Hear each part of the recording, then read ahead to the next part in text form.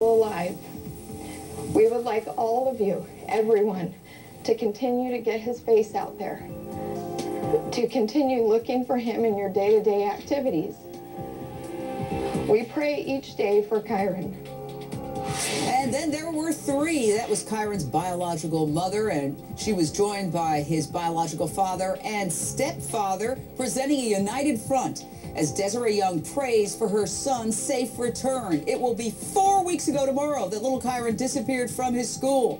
Desiree Young wants to know what Kyron's stepmom, Terry Horman, knows about that day. She has not been named a suspect or a person of interest, but clearly has become the central focus of this investigation. Mary in Michigan, your question or thought, ma'am? Great show. I love it. I'm glad I got through. I have a comment and a question. Go ahead. First of all, in the video that you show of the press conference, Terry is on the father's chest, and then she turns around and goes towards Desiree, and when her eyes are constantly down, and when Desiree goes to wipe her chin, although her eyes are down, she looks at her. She looks sideways, gives him a sideward glance. That was a look of guilt. She's got guilt written all over her head.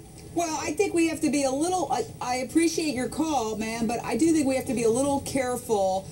We can project a lot onto these images and not really know what's going on in somebody's mind. But body language analysis is something that professionals do.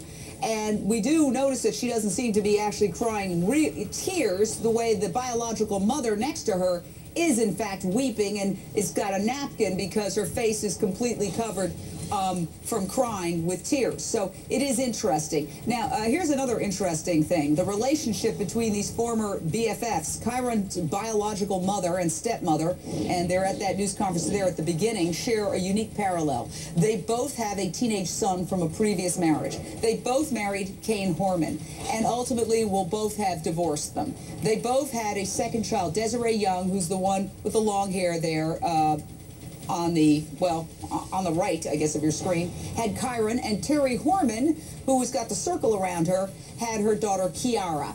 Now, we got to look once again at these bodybuilding photos of Terry from 2005. You got to look at how much the stepmother has changed in the past 5 years. It's extraordinary. And now we take a look at a recent photo of Desiree with Kyron. This is the biological mother. She's a very attractive lady and in very good shape. So we have this former bodybuilder who got apparently very busy taking care of 3 kids over the years. One of them belongs to her friend Desiree, who did not seek to get custody back of Kyron after she returned from being out of the country because of an illness. So there you have Terry taking up the slack. She doesn't have a lot of time to go to the gym.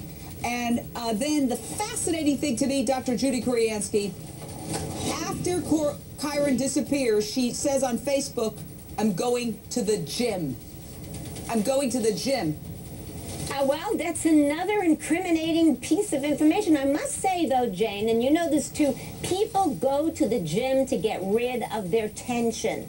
And that's the way they work it out emotionally.